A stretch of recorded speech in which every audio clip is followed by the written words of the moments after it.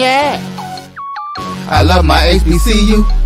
And boy, I love it, love it. I love it, love it. I love my HBCU. And man, I hope my team they won one. Yeah. I hope my team they won one. Yeah. Man. I hope my team they won one. I hope my team they won one. Yeah. I tune into the HBCU Sports Lab to see if my team won or lost. If they lost, I'm quiet as a mouse. But if they won, keep tab. I'ma do the dab, yeah.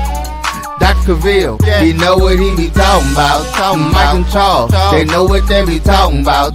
They compress the analytic data with this hip hop. If you know them like I know them, they gon' tell you if your team, if they won or lost, and who the ball. So listen to Professor, yes sir, and pay attention, cause he gon' teach a lesson. Oh, hey, how you guys doing? It's Kyle T. Mosley here from HBCU Legends. Yes, we're taking over again. The Inside HBCU Sports Lab with Dr. Cavill. I have Wilton Jackson here. How you doing, Wilt? I'm doing good, Kyle. It's another week of college football, so I mean, that's always exciting. Yeah, it is. And we got Coach Brian Fulford. What's going on, Coach? It's a beautiful Friday, man. Ready for some Friday night lights and a good weekend of football. Ready for it. Definitely. All right. Yeah, we're taking over. It's episode number 547 inside the HBCU Sports Lab. And thank you for just joining us and being with us tonight. We're going to talk a little bit about what's going to happen in week 3 of HBCU football. And of course, we just want you guys to engage with us. We want to see your comments out there. So be with us on that end. And look, and if you are in the New York, New Jersey area or Philly area tonight, if you're interested in participating or going to the NYC Classic, HBCU NYC Classic up there in New Jersey, I'm giving away 2 tickets tonight to anybody who comes in and would like to be a part of us. So join us and just talk about what's going on. So let's start this program off. Will, how do you feel about what's going to happen in week 3, man? Man, it's going to be some exciting games. I think for me, we've talked about it on several shows this week, right, already. Obviously in the SWAC, Jackson State and Southern, Boombox Classic. I mean, I can tell you right now, being in Jackson, it's a lot of Southern fans in Jackson. And, you know, Southern travels well for those that may or may not know. Most people probably know that they do. It's going to be a good game. I mean, both teams are coming off wins against SIAC opponents. Jackson State obviously coming out the big win against Lane, and Southern coming out the big win against Savannah State. So, I mean, you talk about the game. That's just the game. But the trash talk, the tailgate, the band competition, I mean, it's going to be absolutely crazy. But that's just, you know, Jackson State and Southern. That's the biggest game for me this week. Yeah, definitely. And who's FAMU playing? So FAMU's off this week. FAMU's off, so you get to rest. Thankfully. Yeah, I get to sit back and watch the chaos, watch people overreact, watch people stress out, pull their hair out, pull the bottles out the cabinet, you know, and you know, I'm gonna lay back. I'm not gonna comment too much on other people's business because you know that can come back and bite me in the tail later. So I'm just gonna watch. Right. I'm gonna be like this all weekend. Just get your popcorn ready, Coach. That's it. That's it. It should be great. Let's first to kind of kick this off. This week, we found out that First Take, ESPN's First Take with Shannon Sharp as well as with Stephen A. Jackson, those guys going to hit the road, right? And they're going to be at different participating HBCUs, 3 sites this year. And I know they're going to have host Molly Quorum with those guys, but they're going to go to Howard. They're going to go to Hampton, the Howard-Hampton game. They're going to go to the Tennessee State versus Eastern Illinois game, and they're going to be at the house when we take on Clark Atlanta. Man, that's going to be a good one. Three different spots, Will, this year. I think the show is expanding, and, you know, to have 2 HBCU guys taking control of it and putting this show on the road. How do you feel about that? I think it's good. I think it needs to be expanded, and having the schools having the opportunity to have the show at their schools is going to be good. We talk about HBCUs getting the proper exposure and the just due that they deserve. This is a good opportunity to get that that extra visibility that they may in some cases may not get. You're talking about a Stephen A. Smith, a Molly Quorum, a Shannon Sharp. Bringing that publicity to their programs that, again, some people across America may not know anything about some of these schools, but to be able to have this opportunity, it just bodes well for those programs. Yeah. Coach, now they did it at FAMU once. Is that correct? Yeah. It was a homecoming. I think it was homecoming last year where they came. And so, I mean, a great crowd. I'm mad I wasn't there to see Molly, but I got to watch. Okay. I'm gonna keep it a buck. I'm not watching that show. I'm not watching that show for sports training start. I watch for Molly. Keep it 100. And oh man, not the drug. He's keeping it real. Yeah. Look, hey. I'm just gonna leave it at that, okay? Because we don't want any accidental videos happening. But hey now, hey, can't go live. Can't go live, yeah, can't go live on that one. But yeah, that should be a good one. That's the first time, especially for an SIAC program, 2 SIAC programs, when Clark Atlanta and Morehouse are going to have those guys to come to the Atlanta University Center, and that should be a good classic altogether because that's an old rivalry, man. Clark Atlanta, I remember the years Clark Atlanta used to try to beat up on us, but Mo Brown would be the one beating up on everybody. So that should be good. Now, Jackson State, they are talking about mental health, and they have a new partnership that they have started to develop with the Mississippi HBCUs, the mental resources out there. And I think they're going to be working with MindFlow. So a lot of former student athletes who are going to have an opportunity to have 54 licensed psychologists and sports psychologists to kind of help them out and kind of work through some of this, the issues that they may be associating their lives with. And Ashley Robinson, who is the VP of and Director of Jackson State's Athletics, that's spearheading this program with MindFlow. So you're right there in Jackson, man. How important is this going to be for some of those young people who are dealing with some issues and life struggles? Oh, it's absolutely important. I can't tell you how many times I've talked to athletes, and they, of course, when you're interviewing them, they're going to answer your questions. But more than anything, when you follow them, you'll quickly figure out some of the things that they're going through in their life. And then more so than anything, you have to remember, too, that these athletes are people. And so just like any athlete, good, bad, or indifferent, they're still going through real life situations. And for me, as a professor who teaches, I get a chance to sometimes see these athletes on the academic side as well. So being able to understand them and them being able to have an outlet to where they can go and discuss things that may be bothering them away from whatever specific sports that they play, I think it's a good thing for them, because how many times, even more taking it from a collegiate level to a professional level real quick, how many times are we seeing mental health aspects play a part in the professional level? So why not find a way to basically tackle some of this now before it gets to, for those who may potentially want to pursue careers at the professional level, having this opportunity to take care of their mental health starting in college. Definitely. Great opportunity for them, because MindFlow is one of these organizations that's putting a priority on the mental health of the student athlete, as well as coaches are going to have access to this as well. So this is great to have, and great to be able to partner with Jackson State University. Let's stay on the health side for right now. And I'm just going to interject this. September is Prostate Cancer Awareness Month, guys. I am a prostate cancer survivor and fought and got treatment. So guys, go out there, get checked, help your system out, help your family out. Don't be afraid. It's something that you need to tackle, and you can tackle. Coach, how do you feel about that? I mean, you've been around some guys, I'm pretty sure, who have dealt with prostate cancer as well, right?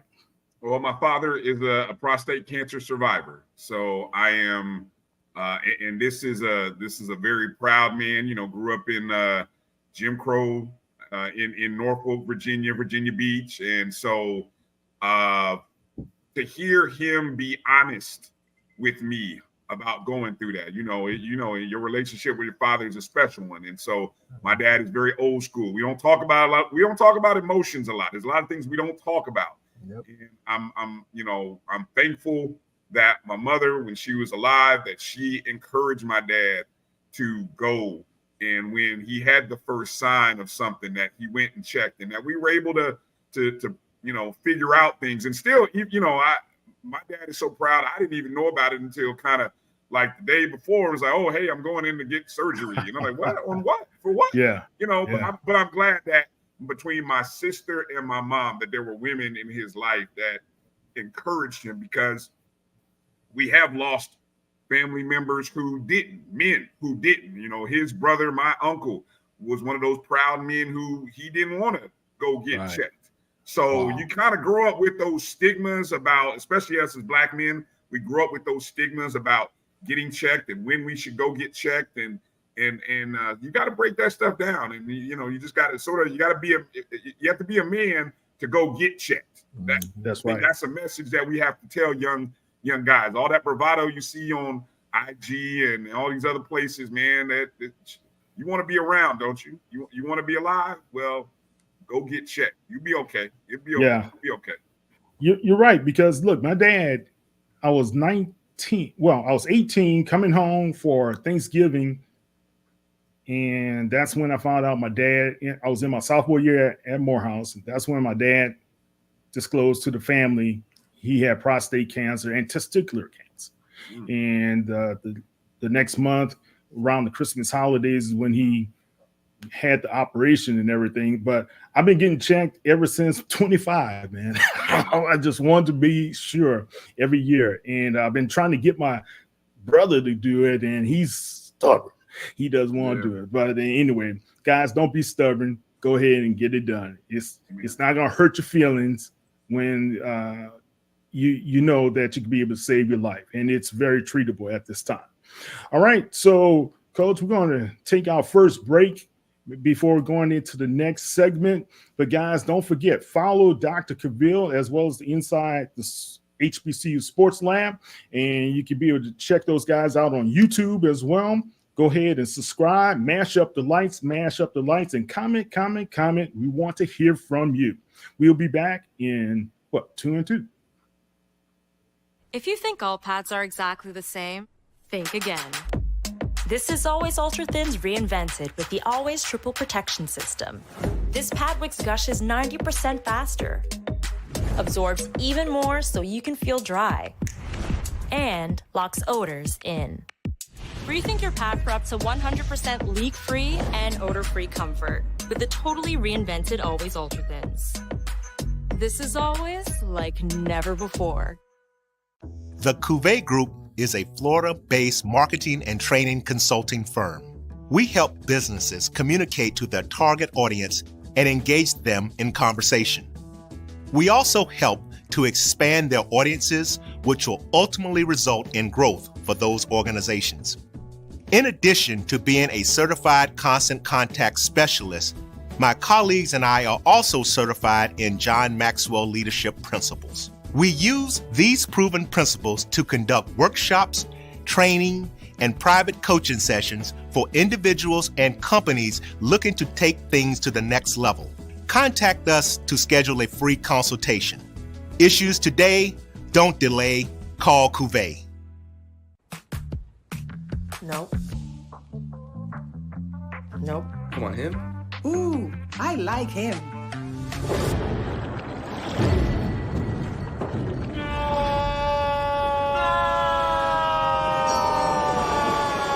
Quick, the quicker picker-upper.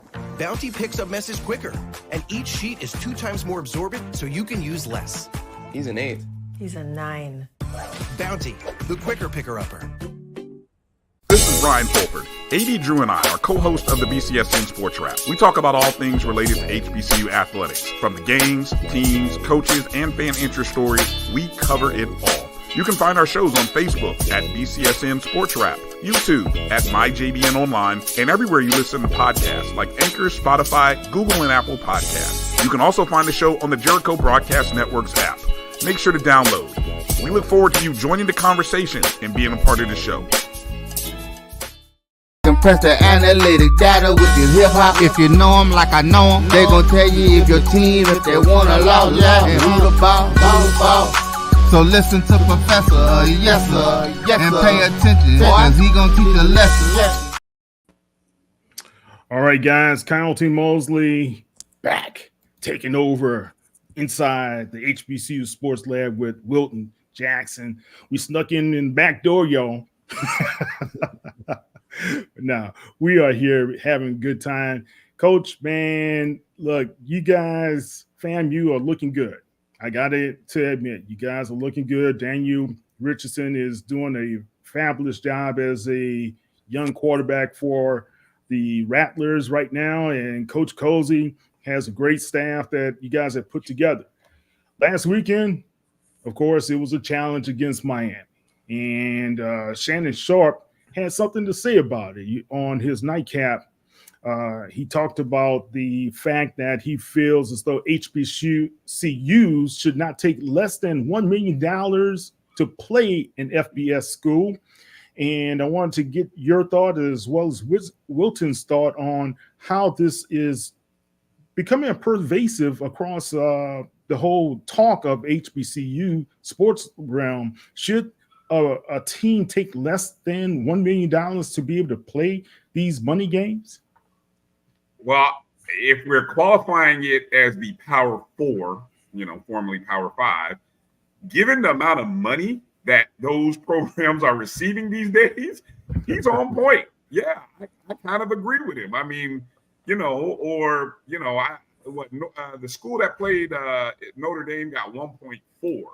Yeah, right? Northern Illinois. Right. Tennessee State got $1 million last year, if I'm not mistaken. At Notre Dame. Yeah, at Notre Dame. So I think somebody's making $1 million from a Power 5 this year. I think is it Southern or somebody's playing a Power 4 this year. Well, Prairie View is playing Michigan State this weekend. I don't think it's $1 million. I think it's around that 750 range or something to that nature. And that 750 is what FAMU is getting from Miami. Now, that was a deal that was negotiated, if I'm not mistaken, about 2 or 3 years ago. Yep. And I think it's 700 for this appearance, and then there's 700 something thousand in 2 years from now.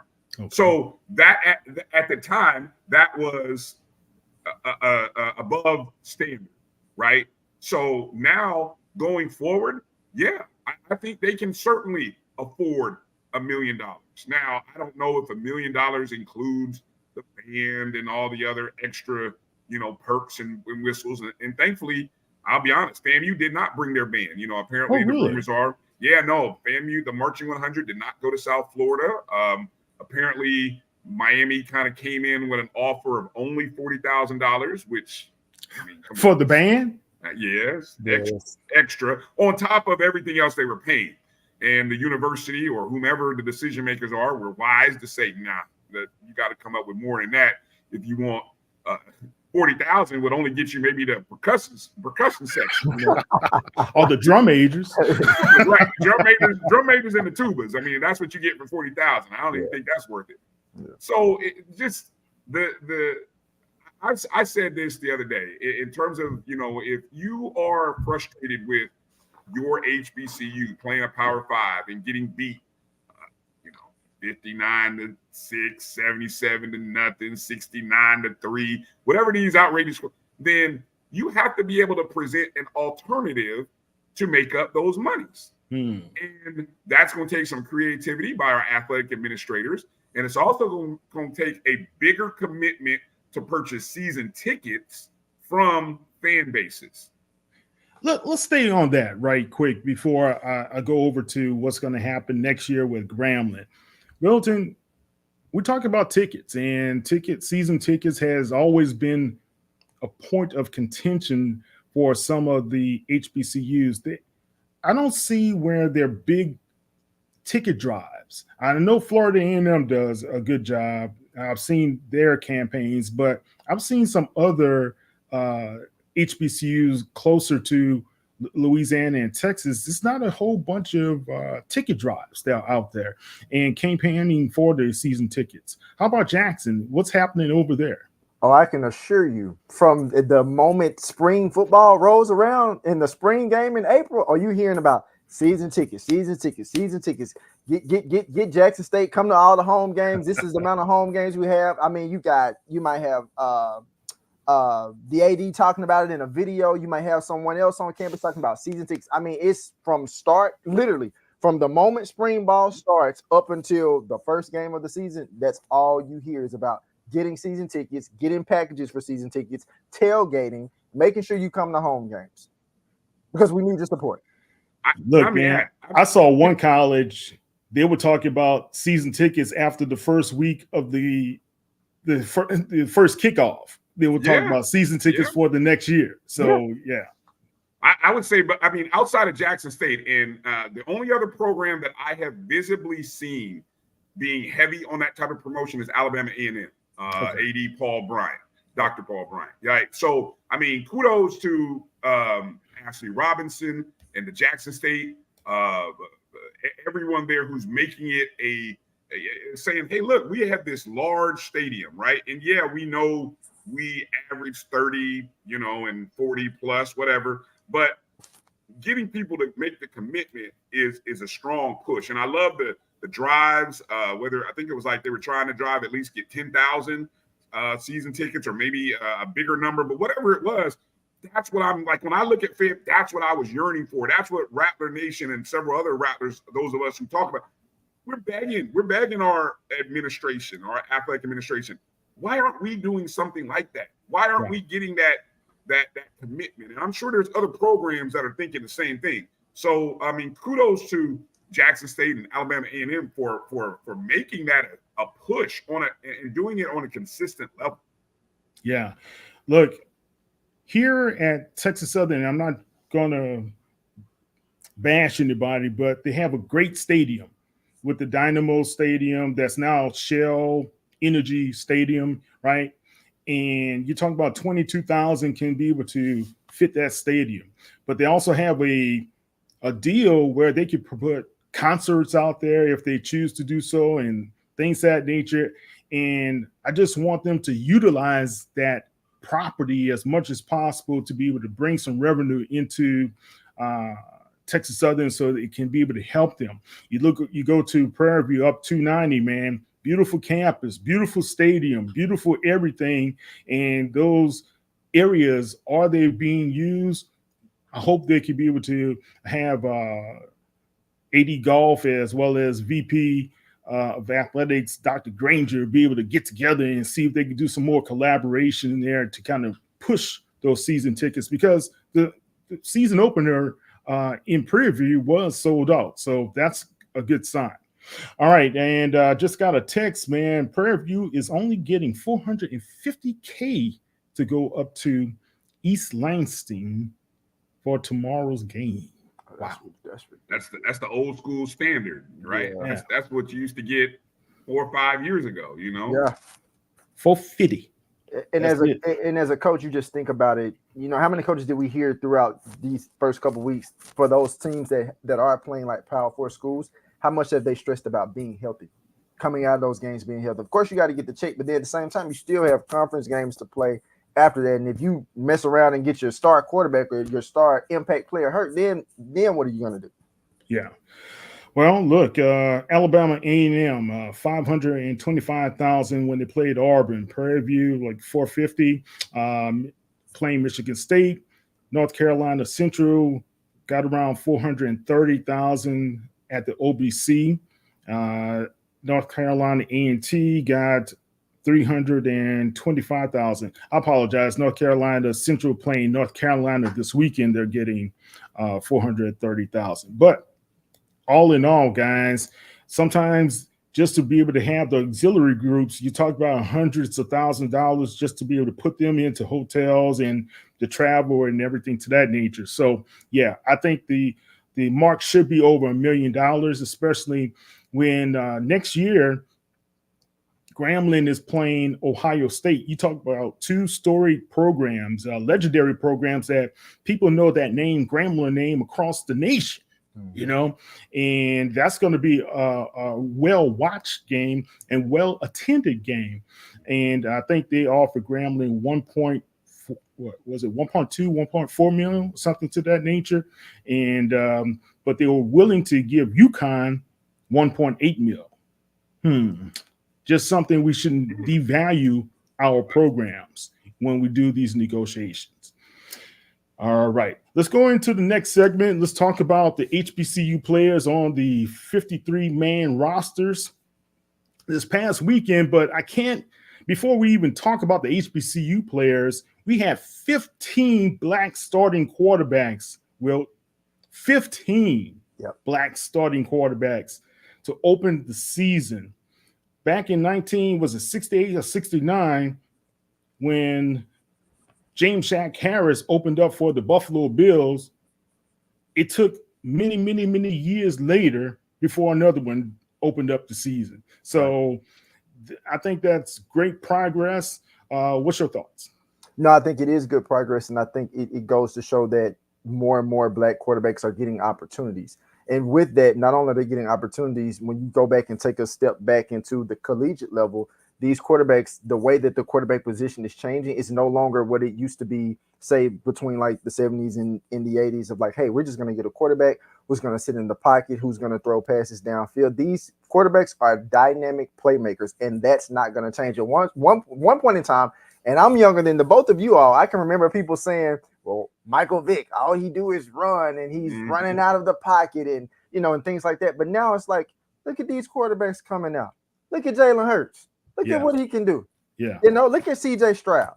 You know, look at the way these quarterbacks are coming in, and not only have they elevated their game starting in college, but it's just the more so the fact of they're becoming more smarter, they're becoming more sophisticated in preparing for the next level. Because how many times have we seen quarterbacks that have had successful college careers and then get to the NFL and think they can duplicate the same success? Well, it's a different level. The players are just as good as you, and at the same time, you have to elevate your game to the next level, and also being willing to elevate your game to the next level.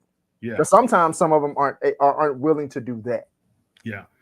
I think the next step for us, of course, in my opinion, is to get some of these young, talented HBCU quarterbacks onto those rosters and sticking onto those rosters, right?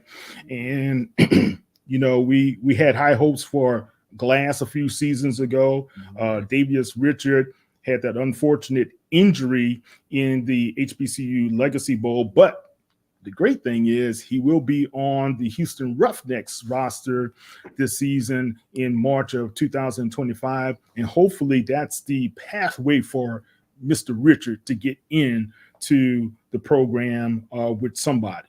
So you had guys like Teron Armstead, of course, Marquise Bell. We got to talk about those Rattlers.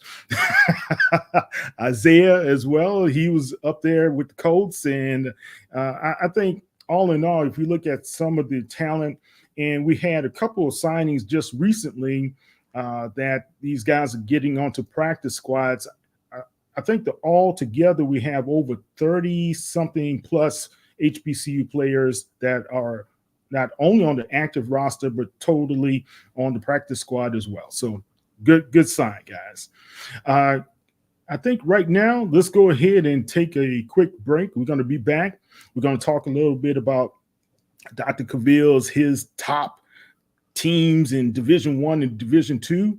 But Wilton and I, we got our own. We're going to upset the classroom and give our thoughts about Dr. Cavill. You ain't here today, Doc. I'm here. I told him we're going to take over. Best believe he listening, though. Yes, sir. So we'll be back in 2 and 2. Thank you. It's never too early to plant the seed, to share the tradition, and instill a sense of pride in your HBCU with your little ones. HBCU Pride and Joy Children's Boutique helps you share your school spirit with a wide selection of adorable kids apparel and accessories officially licensed from your favorite HBCU. Visit hbcupridejoy.com and follow us on all social media at HBCU Pride Joy on Facebook and Twitter. Supermarket sushi, really? No. Wait, Troy, you work here? I'm never not working. Like Head & Shoulders Scalp Shield technology, up to 100% dandruff protection, even between washes. Never not working, huh? Oh, Troy, you're such a good teacher. Yeah, I know. Never not working. Never not working. Never ever not working. Are you serious? Never not working. Dandruff protection that's never not working. Head & Shoulders Scalp Shield technology. Hey, grab me one too.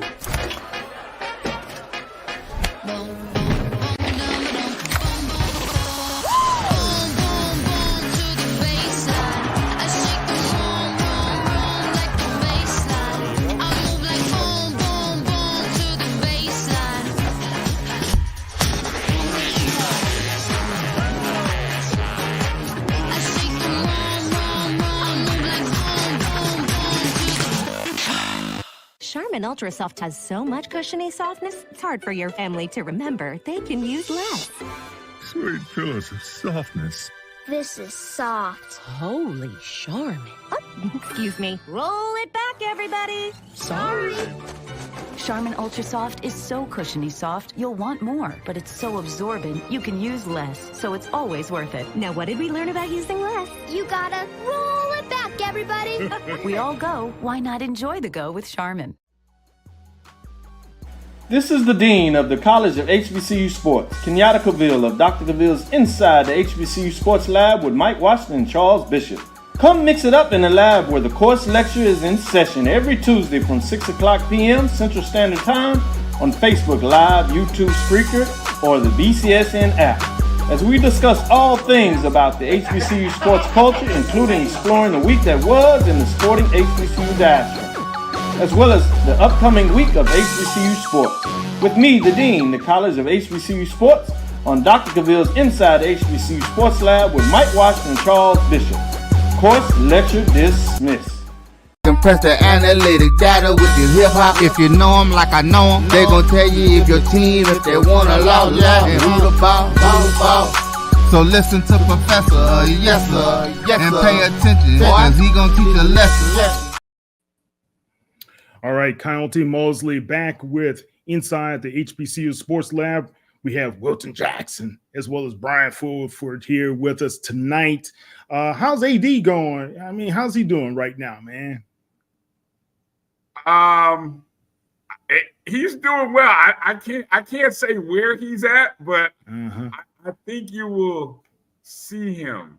I don't know if I'm saying. I don't want to give. I don't want to give. I'm careful. I can't give away too much. But I think you will see him. So I'm just going to stop now before I get in trouble.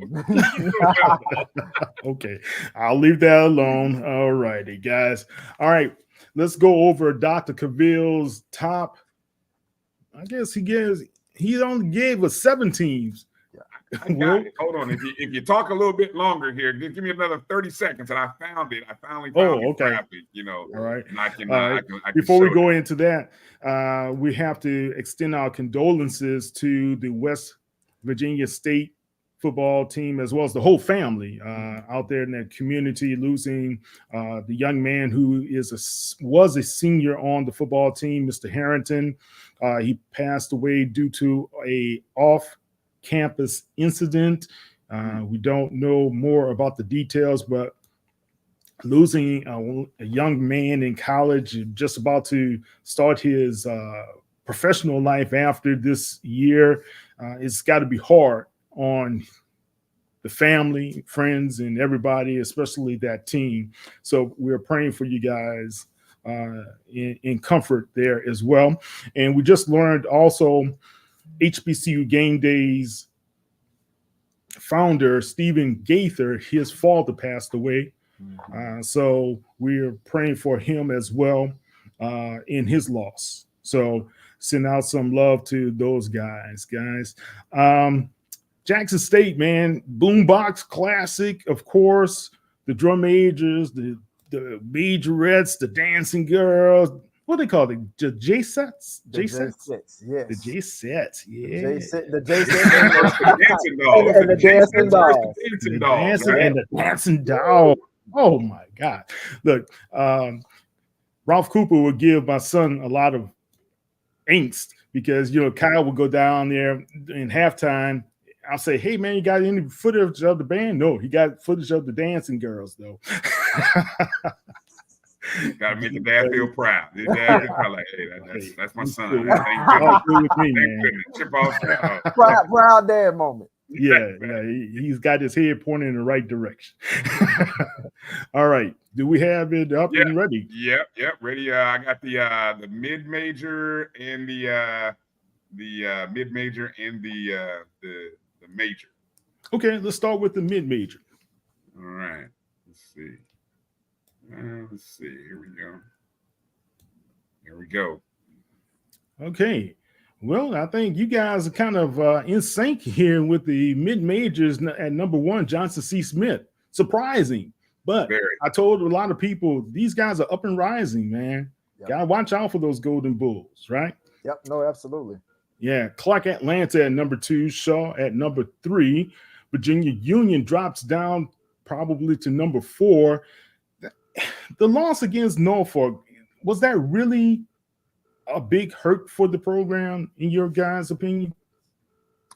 In my opinion, no. I mean, being that Norfolk is a bigger school, obviously, than Virginia Union, so I don't necessarily think it's a knock, but I do think that, like, when you look at that game, there was a strong possibility that Virginia Union could have pulled out that win. I was one, we were talking about this on another show that, like, this would have been a potential upset last week if they could have potentially got the win against Norfolk State. Yeah, I think if you're discounting Union and State, then that means you're telling me that you thought that was a winnable game and that those teams were as good or better than Hampton and Norfolk State, and you're discounting them for losing those games. That's how, because I can't just justify it with just the record alone. Right. But I just feel like if you're ranking them lower than the 3 other teams that are unbeaten, because I don't think those 3 teams that are unbeaten, I don't think they're better than Union. I don't know about State, but I don't believe they're better than Union, in my personal opinion. But yeah, and good points, because look, Jada Bias, you still have that. He's a beast. Yep. What, the first game over 200 yards rushing again? So, man, incredible. State next, and we talked about Winston-Salem State. That was a close game. Yep. Winnable game. Entertaining game. Very close game. I actually thought they were going to pull that one out for a minute. Yeah. And then we end up with Fayetteville State. All right, so let's look at Wilton's. Division. Can we pull Wilton's up? Yeah. Okay. Hold on. Let me go there. Let's see. I think I got Wilton's. There we go. Yeah. Right there. All right, Mr. Jackson, you count yours down. So I had number 1, Johnson C. Smith. I was okay with that. I had Clark Atlanta number 2. And again, I've been saying this since the beginning of the season 3 weeks ago. This is a Clark Atlanta team that didn't win a game last year. And to see them win 2 games already. And one thing about this, as we look at these rankings, they're week to week. So we'll get a chance to, change and see which teams will be at the top or which teams will not be at the top throughout the season. I gave number 3 to Shaw. I was okay with that. I gave Virginia State at number 4, Virginia Union at number 5, and then I put Winston-Salem State at number 6. And then I put Fayetteville State at 7, and then I ended 8, 9, and 10 with Livingstone, Elizabeth City State, and then Bluefield State. Okay, good. Now, you talk about number 2, Clark Atlanta. People cannot tell me coaching does not count. You can't tell me that. Coaching counts. It means something. For them to have this type of turnaround early in their season, coaching matters, guys. And can you pull up mine? Yeah. Can I ask Wilton a quick question? With where you have Virginia State and Union, I'm curious, preseason or before week 1, did you have State ranked ahead of Union to start the preseason? I did not. Okay. Interesting. Right. Yeah, okay. I did not. All right, let's see. I got Kyle's here. Here we go. I still got to get the Panthers at top dogs, baby. I believe in you, Doc. I believe in you, man. So, yeah, Panthers, that was a close game. Shouldn't let you guys go down in the Division II rankings. Still number 1 in my book. Smith second, Clark Atlanta. That pains me every time I gotta say Clark Atlanta at number 3 and not Morehouse. And I'm just saying. All right, and Winston Salem. Now Edward Waters. That's interesting. That's it interesting. is. Okay, and that's a good program, guys. Shaw, Voss State, then Fayetteville, Livingstone, and Bluefield. Those are mine. Let's go to Doc's Division 1, we call the majors. So let me ask you real quick, Kyle. Yeah. Given that Florida Memorial, who beat Edward Waters, plays Clark this weekend, should they beat Clark, how high would you be willing to put Florida Memorial in your top 10? I'm not going to hold you to it. You know what? That's a great point, man. And I think they would have to make a leap into it. I really do. I really have, so I just said that was one game, but I think you have a great point. All right. And there we go. There's Doc's major division top 7. Some team called the Rattlers at number 1. We don't know who this team is. Got to beat the champ. You want to beat the champ. Got to come get us. Got to come get us. All right. Look, Coach Cozy is putting on a show through HBCUs thus far. So, yeah, they are number 1. North Carolina Central, 2. Morgan State, South Carolina State, Delaware State. That's an interesting ranking for Delaware State at number 5. They played Hawaii pretty tight through halftime, then got away from those guys, but they were able to win last week. And Alabama State drops down to 6, and Texas Southern at number 7. All right, that's an interesting list there, man. Any thoughts? Do the voters know that Elon is not an FBS school? Elon is not an FBS school. Elon is an FCS school. Elon went to North Carolina Central and whooped their tail, whooped them, pulled out like in the meme of the what is it? He pulls up the things. I mean, just whooped the snot out of Central. And Central got 4 first-place votes? What are we doing? I'm concerned about Central's quarterback play. Walker Harris. Walker is a good talent, but can he be consistent? And, it's just difficult replacing a guy who is a 4-year starter, So, anyway, let's take a look at Wilton's. Go ahead, Wilt. So I kept the Rattlers at number 1, and I'm kind of under the situation of until they've been beaten or like the champs are the champs, I'm going to keep them at number 1. North Carolina Central at 2. I didn't hold the loss against them against Elon to drop them. So considering that and it's crazy because I thought that game would have been a lot closer than it would have been considering that they beat Elon last year. But again, that goes back to the point of the impact Richard had on that program. So I still kept them at number 2. Number 3 is Morgan State. I mean, you know what you get from Morgan State and Damon Wilson. You're going to get a bunch of defense. I think for anything, if they hope to remain in this top 10, we're going to have to see more offense. Limited offense is not going to get you a championship. Now, defense will maybe get you to the championship and help you win, but you got to get there. And so in terms of getting there, you got to have some offense in that process. And then, of course, South Carolina State, Chennis Berry. This is my sleeper team. I've been high on South Carolina State all season. And so considering, 3 weeks in, they've been impressive. Like I said, they had FAMU on the ropes. And to see, obviously they get that win against the Citadel last week. Like they're definitely headed in the right direction in Chennis Berry's first year. I put Texas Southern at number 5. Now, a lot of people will look at that and say they got blasted by Rice, but at the same time, this is also the same team that beat Prairie View in week 1. And I think some of that kind of flowed into that game against Rice to where they didn't play as well. So I'm interested to see if Texas Southern can still can they still stay in this mix. I put Jackson State at number 6, mainly due to the fact of if people watched that game against Louisiana Monroe, that was a close game at halftime. Then, of course, they ended up losing it 30-14. But then, they get a win against Lane and the SIAC opponent. So I put them at 6. I couldn't put them in the top 5 yet because I feel like they haven't played, a high opponent yet in terms of from a conference standpoint. Then after Jackson State, I put Prairie View. I like the win that they got against Northwestern State. I thought that was a strong win, a strong way to bounce back. Then I put Delaware State at number 8, number 9, Howard after their win against Mercyhurst, and then I put Alabama State at number 10. Okay, good lineup. Any thoughts about that lineup there, Coach? Well, I'll tell you what, it was so hard putting a top 10 together, and I bet it was for both of you, because it was. You're looking at all the losses. Either you lost to a team that you were supposed to lose to, maybe with the exception of North Carolina Central, or you won against somebody that you were supposed to beat up, or unless you're Howard, you snatched victory from the jaws of defeat. You know what I'm saying? So it was like, how do you value the wins and losses? Like for me, I dropped Central because they were at home to an FCS. But I may have moved up South Carolina State because I said, well, like you said, Wilton, they had FAMU on the ropes.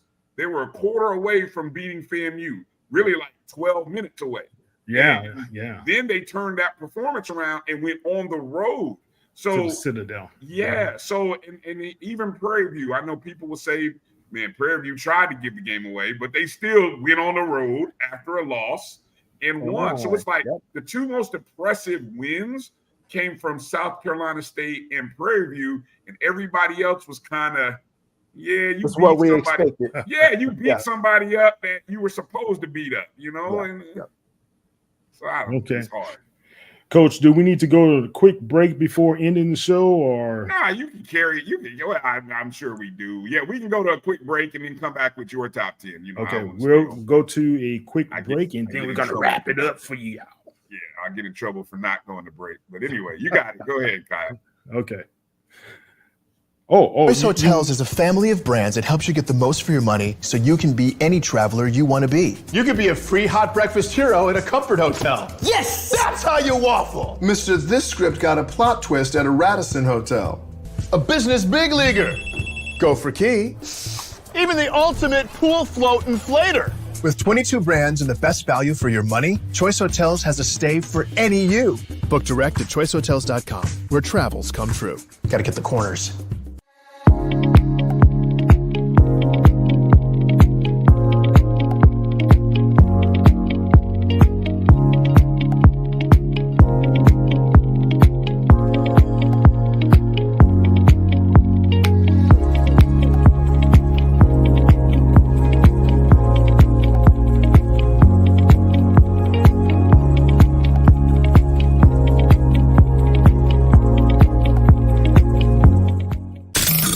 The human voice has always connected audiences with experiences. Major brands all across America have trusted Kever's voice time and time again. Conversational, powerhouse, intelligent, and sincere. That's the voice you need for your creative marketing process. KEAVERSVOICE.com. Kever's Voice, Kever's Voice, KeversVoice.com. Always on, all the time. Since 2002, Empowerment Resources, Inc., a nonprofit organization, has empowered more than 1,500 youth and adults in Duval and surrounding counties through its programs Journey into Womanhood, Girls Mentoring, Life Skills for Teens, and Parenting Education Coaching. To get involved with programs, volunteer, or donate, visit www.empowermentresourcesinc.org. Follow us on social media, facebook.com/empowerment.resources and instagram.com/empowermentJAX. Compress the analytic data with your hip hop. If you know them like I know them, they gon' tell you if your team, if they want to lose, and who the ball. So listen to Professor, yes sir, and pay attention, cause he gonna teach a lesson.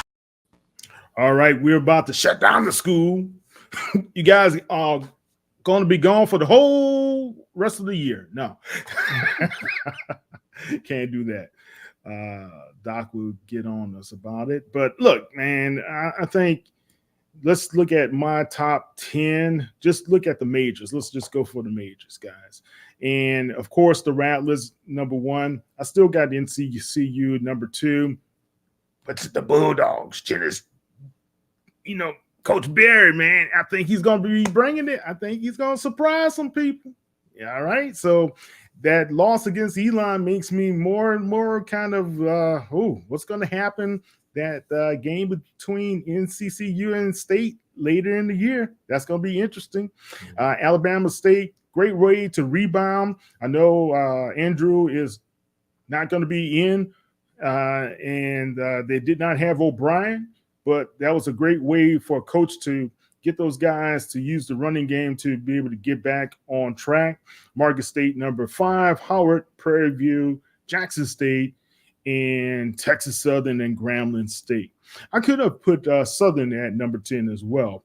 But those are my top 10 at this time, guys. And let's talk about some of the featured games of the week. We already talked about the Boombox Classic, of course, but you have Morehouse and Howard. Those guys are playing, and that's going to be at 2 p.m. Central Standard Time on NBC. And you also have a game that I think is kind of under the radar, that Hampton and Norfolk State game.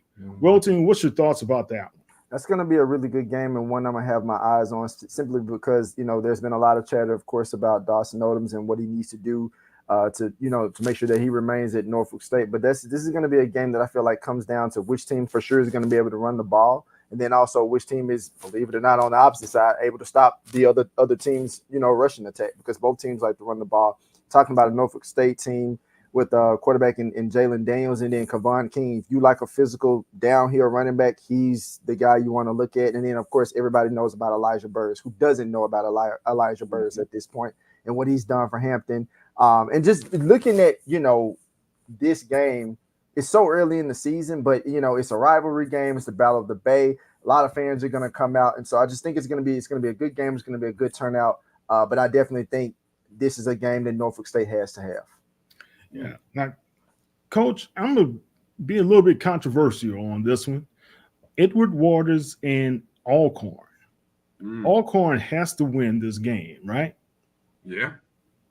If Edward Waters go down to the reservation and win this game, that's going to be a major sign of trouble with the Braves. So pay attention to that game, guys. Then you have Pine Bluff against Tennessee State. Coach, how do you see that one? That's the Southern Heritage Classic. Mm-hmm. So the interesting thing about this game, you got two teams. I don't know if you really know what you have with these two teams, because both these teams whoop the snot out of an opponent while also getting the snot knocked out of them. So it's like, okay, are we as bad as our 5+ touchdown loss, 7 touchdown loss, whatever, or are we as good as the 30-40 point plus victory that we had? And I know Valley scored some late points, but by then it was 31-0 over, whatever. So I'm interested. This is intriguing from that perspective. Normally I would not watch this game, but because of the fact that you have two teams who have played Jekyll and Hyde so far in the first 2 weeks, and deservedly so, probably because of the competition. But okay, preseason's over. Now they get to play. The season starts for UAPB and Tennessee State on Saturday. Yeah. And I said this last night on the Black Sports Insiders. To have Pine Bluff lose by 72 points, then win by 73 points, it was just amazing. I don't think there's ever been a swing like that in the history of college football. We need to get the analysts to take a look at it. And we got Clark Atlanta going against Florida Memorial. That's going to be a good one. And a game that people should possibly keep their eye on. And it's just my opinion, but the Lane against Benedict game, that is something people should keep their eyes on as well. That could have some implications there later this season. All right, guys, any last thoughts before we close it out? You talk about that Southern Heritage Classic game. These are the same two teams that played last year, and it was a close game. And so I think, looking at where things are, both of them coming off massive, Arkansas Pine Bluff coming off a massive win, and then of course Tennessee State coming off the loss to North Dakota State. I think it's going to come down to which team can make those prolific plays offensively, because we've seen Tennessee State, obviously they like to run the ball. They've had some quarterback issues in pretty much under Eddie George's entire tenure at Tennessee State. So to see which offense is going to be able to move the ball efficiently down the field, I think that's what it's going to come to in that particular game. And if Arkansas Pine Bluff can stay out of trouble in terms of, accumulating penalties and things of that nature. Yeah, definitely. Let's see here. I think we got a few more minutes, right, Coach? Oh yeah. We can go a couple more minutes. We're good. Okay. All right. So, Coach is on the hot seat. Let's kind of talk about that. Norfolk, Coach Odoms, he kind of redeemed himself, but did he redeem himself enough if they fall to the Pirates? Any thoughts?